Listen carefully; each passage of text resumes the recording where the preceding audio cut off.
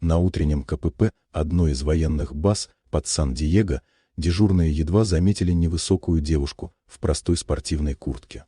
Ее звали Эмили Картер, и на первый взгляд она выглядела как случайная посетительница, заблудившаяся среди бетонных блоков и строгих предупреждающих знаков.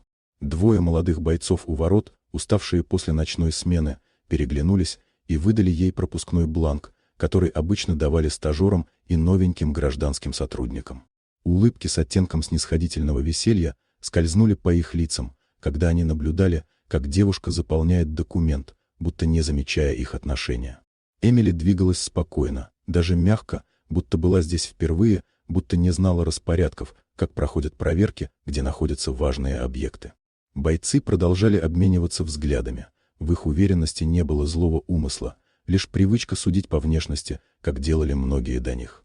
Они не знали, что девушка наблюдала за каждым движением на КПП, отслеживала поведение персонала, отмечала малейшее нарушение протокола и уязвимые точки.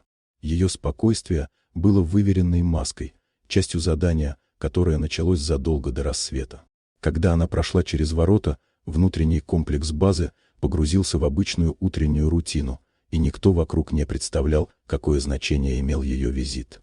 Эмили шла по территории уверенно, но без высокомерия, словно человек, который привык быть невидимым и одновременно привык держать под контролем все, что его окружает. Она оглядывала каждый пост, каждую камеру, каждую процедуру допуска персонала.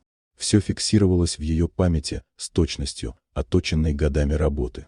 Лишь спустя 2 часа после ее визита на КПП поступил экстренный вызов из командования.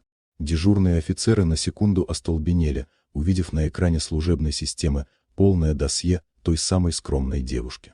Под фотографией стояло имя Эмили Джейн Картер, бригадир General, United States Marine Corps. Командир оперативного сектора уже отправил уведомление. На территорию прибыла высокопоставленная представительница, проводящая незапланированную инспекцию уровня допуска Омега. Информация ударила по КПП, как ледяная волна. Те самые бойцы, еще недавно уверенные в своей шуточной оценке посетительницы, почувствовали, как уходит кровь из лица. Их взгляды метались между мониторами и воспоминаниями о том, как они встретили генерального инспектора базы, человека, который руководил сотнями операций, имел доступ к стратегическим разработкам и отвечал за подготовку элитных подразделений. Тем временем Эмили уже завершала последнюю часть своей проверки. Она поднималась по лестнице на обзорную платформу, откуда было видно половину базы, и мысленно подводила итог. Нарушения были, но исправимые. Потенциал базы оставался высоким. И только один элемент требовал серьезного внимания – человеческий фактор, привычка недооценивать тех, кто не соответствует ожиданиям. Когда отчет лег на стол командования, он включал строгую, но справедливую оценку дисциплины. А в примечании к разделу о работе КПП была оставлена отметка, касающаяся 2 молодых бойцов. Не наказание, а рекомендация направить их на дополнительное обучение по протоколам взаимодействия и безопасности. Эмили видела в их поведении не злой умысел, а недостаток опыта, который еще можно исправить. К вечеру база уже знала, что генерал под прикрытием провела одну из самых жестких инспекций за последние годы.